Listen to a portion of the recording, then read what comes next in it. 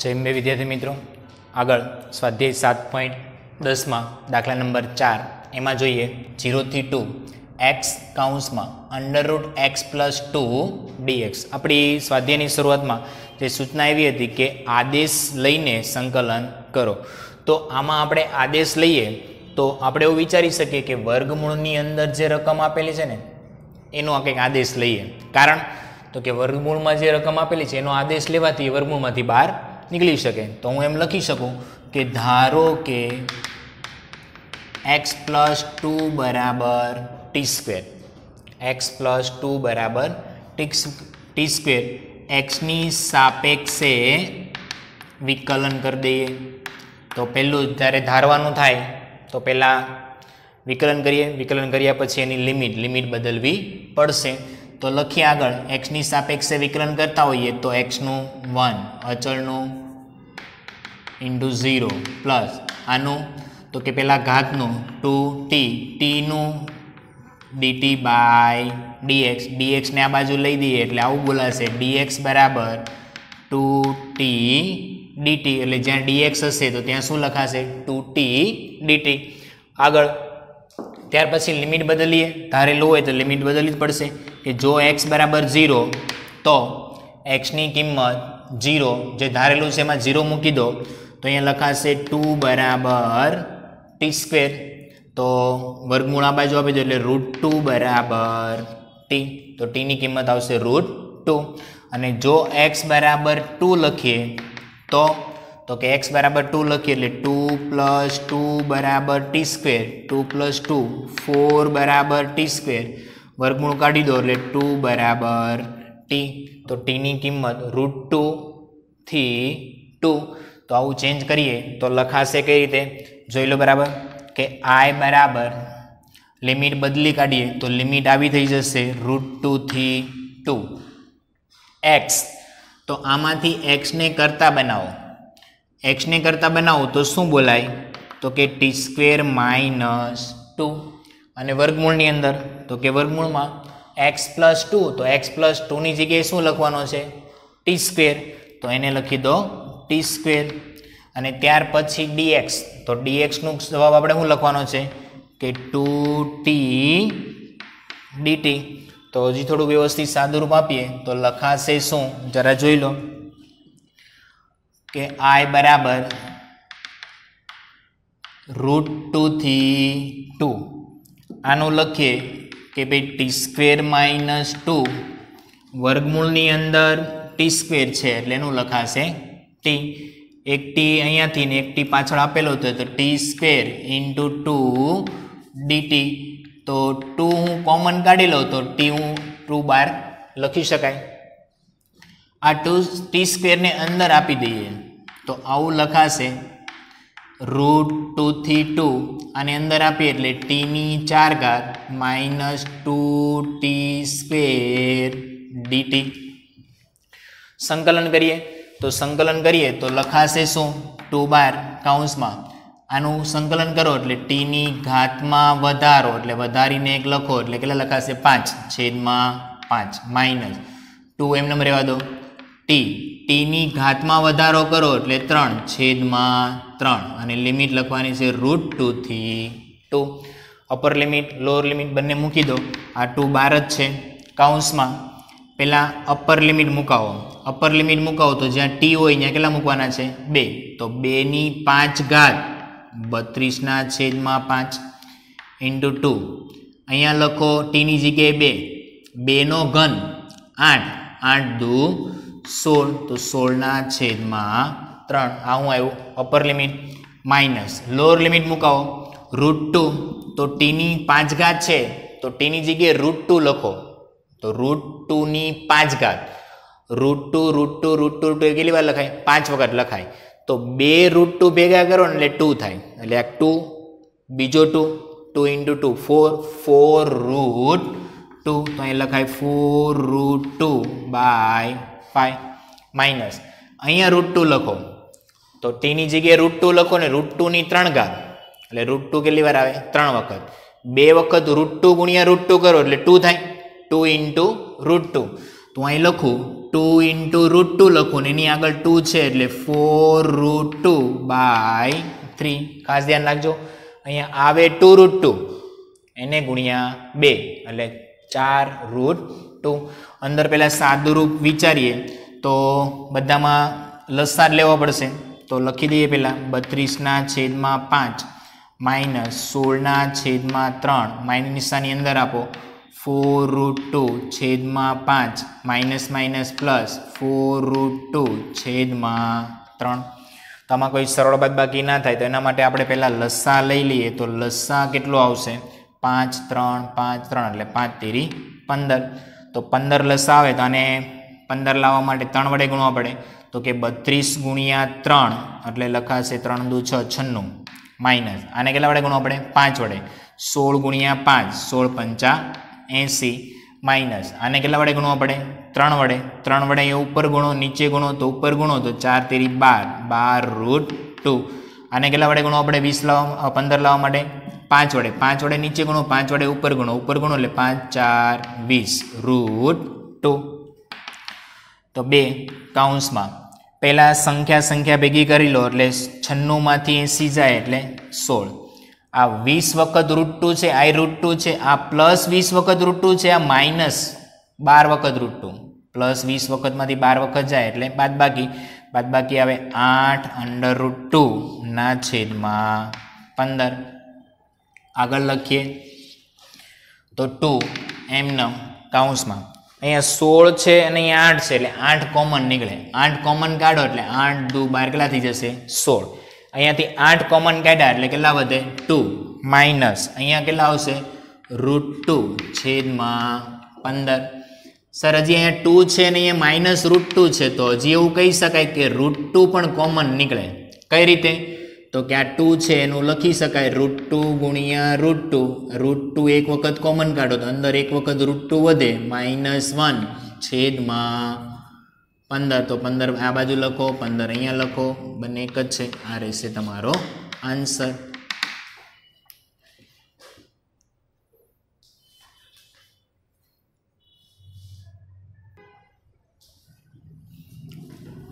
ત્યાર પછી દાખલા નંબર 5. દાખલા નંબર 5માં લિમિટ આપેલી છે 0 થી π/2 sin (1 + cos² x. તો આપણે નિયમ એવો છે કે આદેશ લઈને મતલબમાં કંઈ ધારીને ગણો. તો ધારીને ગણવા માટે આપણે એવું કહીએ છીએ કે આમાંથી કંઈ ધારવાનું છે. તો ધારવાનું આપણે એવું વિચારીએ કે cos x. તો cos x ધારીએ તો એનું વિકલન થાય sin x. તો ઘણા વિચારશે સાહેબ તો sin x ધારીએ તો એનું વિકલન cos x થાય, પણ cos x અહીંયા ઉપર છે નહીં. તો એના માટે મારે અહીંયા એવું ધારવું પડશે કે ધારો કે cos x = t. cos x t ધારવાનું કારણ શું? તો કે cos x નું વિકલન કરું તો મને શું મળે? sin x. અને sin x dx થાય તો એની જગ્યાએ t વાળું પદ હું ગોઠવી શકું. તો એના માટે તો લખી દઈએ કે અહીંયા x ની સાપેક્ષે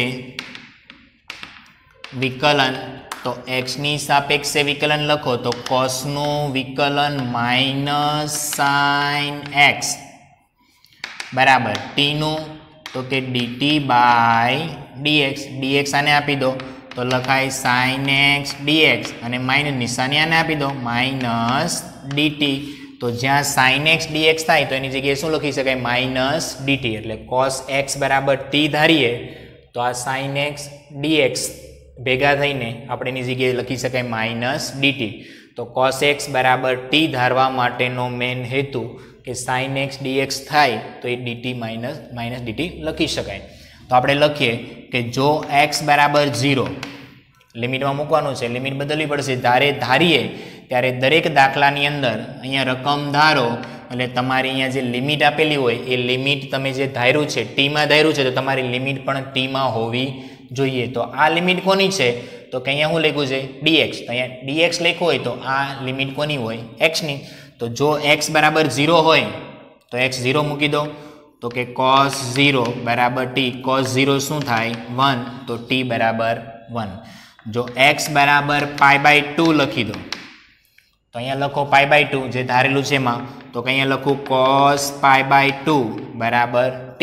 તો બોલો cos π/2 જો sin 0 1 હોય તો cos π/2 શું થઈ જાય 0 તો t ની કિંમત 0 તો લખાશે શું બધો આખા દાખલાની રકમ બદલાઈ જશે અને t માં લખાશે શું લખાશે જોઈ લો I બરાબર લિમિટ બદલીને શું લખવાની છે કે 1 થી 0 ત્યાર પછી sin x dx તો આખું ભેગું કરી દો રકમમાં જોતા રહો sin x dx નું લખાય છે માઇનસ dt અને અહીંયા લખાશે 1/1 પ્લસ cos square x તો cos x બરાબર તો t લેવાનું છે તો cos ની જગ્યાએ t મૂકી દો તો અહીંયા cos square x છે તો અહીંયા લખી દો t સ્ક્વેર તો લિમિટ પણ t ની દાખલાની અંદર પણ t તો આવી રીતે દરેક વસ્તુ એ આખા ચલમાં આખા t સ્વરૂપે લખાય તો ત્યાર પછી આવું કહીએ માઇનસ નિશાની બહાર લઈ લો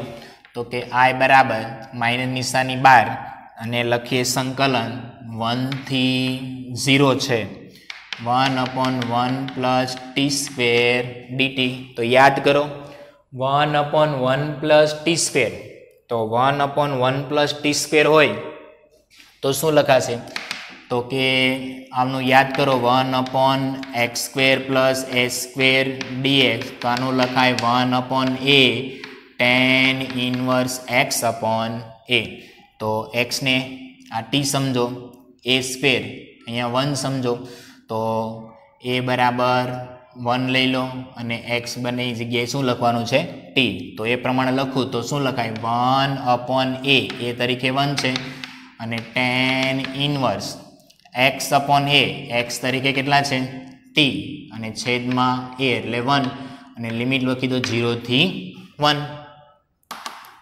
આગળ જવા દો ચાલો અહીંયા 1 મૂકી દો અપર લિમિટ તો હું આમ લખી શકું tan inverse 1 minus lower limit મૂકી દો તો tan ઇન્વર્સ 0 તો tan ઇન્વર્સ 1 લખો તો યાદ કરી રાખી જ દો કે tan ઇન્વર્સ 1 હંમેશા શું થાય π/4 તો માઇનસ tan ઇન્વર્સ 0 તો tan 0 હોય ત્યારે 0 હોય તો અહીં લખાય 0 તો આનો જવાબ લખાશે π/4 તો આ યાદ રાખજો ખાસ તો આ છે એનો આન્સર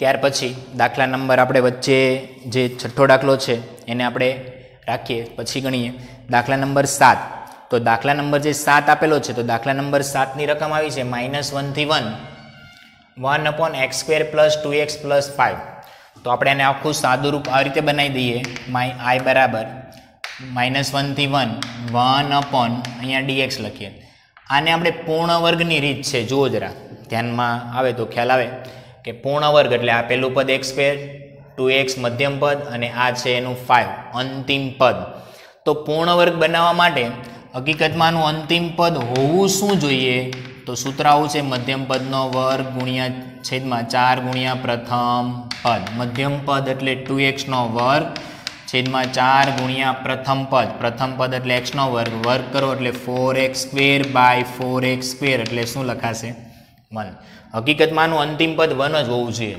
તો કે x square plus 2x plus 1 પણ સર આની પાસે તો 5 હતા તમે કેટલા લખ્યા 1 4 નથી લખ્યા આપણે કોઈના પાછા મફતમાં લેવાના થતા નથી એટલે અહીંયા લખી દઈએ પ્લસ 4 તો વ્યવસ્થિત પાછું લખું -1 થી 1/x plus 1 whole square plus 2 whole square dx તો આપણે આને આ રીતે લખી શકીએ તો આ દાખલાનું સૂત્ર થઈ ગયું જરા જો આની આગળનો દાખલો કહીનો આપણે કે 1/x square plus a square dx તો સૂત્ર કોનું આવશે તો કે 1/a tan inverse x upon a તો આને તમારે આખાને સમજવાનો x અને આને 2 ને સમજવાનો a તો એવું સમજીને આ સૂત્ર પ્રમાણે લખાવો તો આવું લખાશે -1 થી 1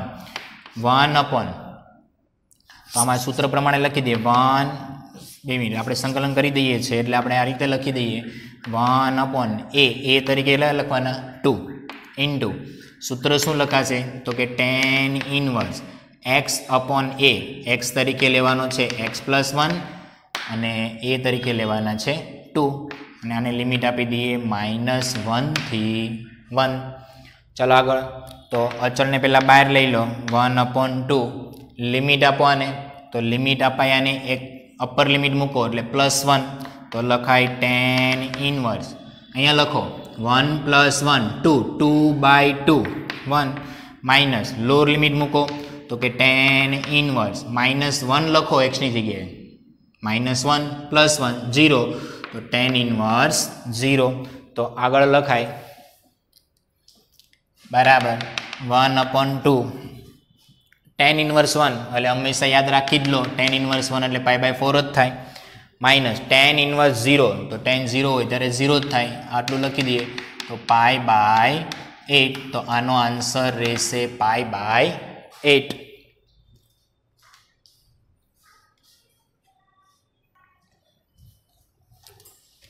ત્યાર પછી દાખલા નંબર 8. દાખલા નંબર 8માં આપણે એવું લખી શકીએ કે દાખલા નંબર 8ની અંદરની વાત કરીએ તો રકમ આપી આવી છે 1 થી 2 1/x - 1/2x² e⁻²x. તો યાદ રાખો કે આવો એક દાખલો છે કે જ્યારે રકમની અંદર e⁻²x આવે ને તો આવી એક રકમ છે એની અંદર સૂત્ર એવું કહી શકાય e⁻x ઇન્ટુ કૌંસમાં f(x) + f'(x) dx. આવું જો તમે ગોઠવી શકતા હોય eની ઘાતમાં x જ હોવો જોઈએ, માત્ર x જ, x એટલે ચલ, eની ઘાતમાં x એટલે ચલ, x જ હોવો જોઈએ. અહીંયા વિધેય હોય પ્લસ એના સરવાળામાં એનું વિકલન જો તમે ગોઠવી શકતા હોય, સરવાળામાં એનું વિકલન તમે પ્લસ ગોઠવી શકતા હોય તો આનો આખાનો આન્સર રહેશે કે ભાઈ e⁻x અને વિધેય f(x). તો આ એનું વિધેય હોય, આ એનું વિકલન હોય એવું જો તમે ગોઠવી શકતા હોય તો e⁻x વિધેય પ્લસ એનું વિકલન, તો એનો આન્સર ડાયરેક્ટ આ જ લખાશે e⁻x અને આટલામાંથી એનો જવાબ લખાશે વિધેય, જે વિધેય હોય એ અહીંયા લખાશે. તો આ રહેશે આવું એનો આન્સર રહેશે. એટલે આ સૂત્ર ખાસ યાદ રાખજો કેમ કે e⁻x આવું MCQમાં બહુ મસ્ત ટાઈમ બી પૂછાશે. MCQની અંદર એ વધારે આ પૂછાઈ શકે એટલે આ રીતનો દાખલો હોય તો ખાસ સમજજો. તો અહીંયા છે જરા સમજો તો સર અહીંયા પણ e⁻x છે, અહીંયા xની ઉપર eની ઘાતમાં તો 2x છે, તો eની ઘાતમાં 2x હોય તો 2x નહીં ચાલે એટલે એટલા માટે આપણે જો આ સૂત્ર પ્રમાણે આપણે વિચારતા હોઈએ તો આપણે એવું લખવું પડશે કે ધારો કે ભાઈ e⁻, એટલે આપેલું છે ધારો કે 2x બરાબર t ધરી લઈએ અને લખીએ xની સાપેક્ષે વિકલન.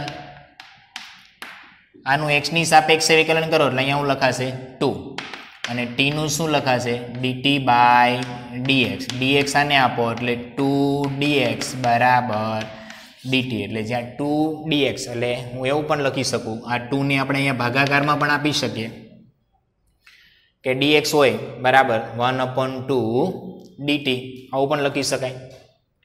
તો આગળ લખીએ તો હવે વિચારીએ કે આની લિમિટ ચેન્જ કરીએ તો જો આ લિમિટ ઉપરની x ની હોય તો x બરાબર જો 1 હોય તો રકમમાં લખાવો કે x ની જગ્યાએ જો 1 હોય તો t બરાબર શું થશે 2 અને જો x ની જગ્યાએ અપર લિમિટ 2 હોય તો અહીંયા 2 હોય તો t બરાબર શું થશે 4. તો આખો દાખલો ચેન્જ થઈ જશે. i બરાબર લિમિટ શું થઈ જશે 2 થી 4. ઓકે, ત્યાર પછી એક દાખલાની અંદર ખાસ એ જોવાનું છે કે 2x ની જગ્યાએ આવવું જોઈએ t. તો એના માટે પહેલાં થોડુંક આપણે સાદું રૂપ એવી રીતે લખવું પડશે કે ભાઈ i બરાબર અત્યારે આ જ લખી દઉં 1 થી 2, અહીંયા લખીએ 1/x - 1/2x² અને અહીંયા લખી દઈએ e⁻2x અને dx. તો આ dx ને કાઢીને તમે 1/2 dt લખી શકો અને eની ઘાતમાં 2x છે તો એની જગ્યાએ t આવે. સર આનું શું થશે? અહીંયા તો x જ છે, અહીંયા 2x² છે તો 2x ની જગ્યાએ લખાય અને આ સ્ક્વેર ખાલી x નો છે, 2 નો સ્ક્વેર નથી. તો જો તમારે અહીંયા 2x બનાવવું હોય તો તમારે આવી રીતે લખવું પડશે કે ભાઈ 1/2 2 વડે ગુણાકાર આપો એટલે 2 વડે અહીંયા ગુણાકાર આપું અને 2 વડે અહીંયા ભાગાકાર આપું.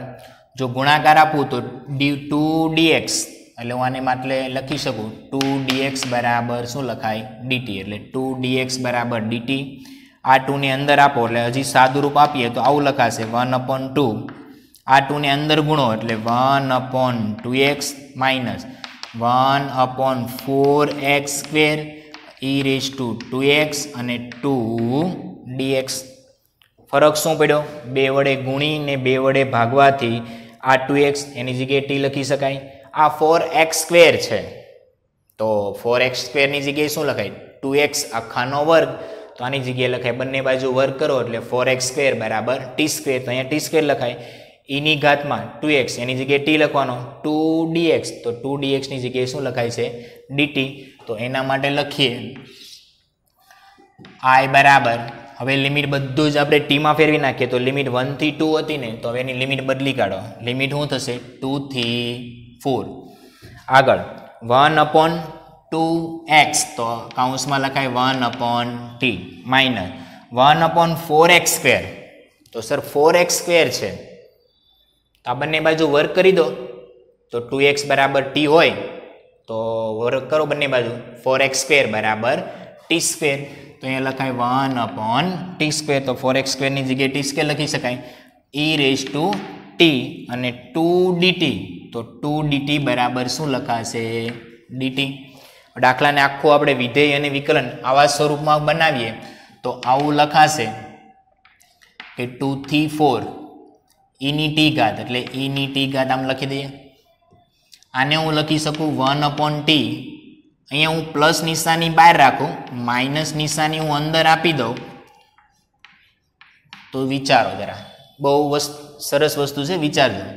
આ 1/t તો 1/t આ માઇનસ નિશાની મેં અંદરવાળાને આપી દીધી -1/t². તો બહાર હું લખું મેં પ્લસ એટલા માટે કે મારે આ સૂત્રને આની સાથે મેચ કરવું છે. તો એવું લખી શકું e⁻x તો અહીંયા છે સર e⁻t. આ વિધેય હોય તો આ એનું વિકલન છે. હોઈ શકે વિધેય પાછળ હોઈ શકે તો વિધેય હોય તો આ એનું વિકલન થવું જોઈએ અને આ વિધેય હોય તો આ એનું વિકલન થવું જોઈએ. તો હકીકતમાં 1/t આ વિધેય લઈએ ને તો આ એનું વિકલન થાય પણ આ વિધેય લઈએ તો આ એનું વિકલન થતું નથી. કેમ જરા જોઈ લો યાદ કરો કે 1/t આ એનું વિકલન ગોઠવીએ તો d/dx આનું વિકલન ગોઠવીએ તો તમે આપણે આવું લખતા હતા d/dx t⁻1 ઘાત. તો આપણે આવું બોલતા હતા ઘાત આગળ અને ઘાતમાંથી 1 બાદ એટલે -2 તો -1 અને આને લખાય t² પ્લસ કરવા માટે ક્યાં લઈ જવાય નીચે તો -1/t². તો આ વિધેય છે આ એનું વિકલન છે અને e⁻t આવી રીતે સૂત્રમાં બંધ બેસતું ગોઠવાય છે. તો ગોઠવાય છે તો આપણે આનો આન્સર શું લખી શકીએ તો કે એનો આન્સર આવશે e⁻t વિધેય. e⁻t તો લખવાનું જ એને છોડી નથી દેવાનું e⁻t લખવાનું અને બાજુમાં એનું વિધેય એટલે 1/t અને લિમિટ લખી દો 2 થી 4. તો હું આને આમ પણ લખી શકું e⁻t/t અને 2 થી 4 લખો upper limit minus lower limit. Upper limit લખો એટલે e⁻4 માઇનસ લોઅર લિમિટ લખો e⁻2 આમાંથી જે કોમન નીકળતું એ કોમન કાઢો તો શું નીકળે ઉપરથી નાની ઘાત એટલે e². આ બેમાંથી લસ્સા લઈ લઈએ તો લસ્સા લો તો અહીંયા 2 વડે ગુણવો પડે ને અહીંયા 2 વડે ગુણવું પડે તો લસ્સા કેટલો થઈ જાય 4. તો 4 તમે કોમન કાઢી લો છેદમાંથી તો ઉપર શું થશે e⁻2 એટલે e² -2 છેદમાં તો લસ્સા તો આપણે શું કર્યું કોમન કાઢી લે તો આ રીતે પણ લખાય. તો આ રીતે વ્યવસ્થિત લખું તો e²/4 e² -2 આ રહેશે એનો આન્સર.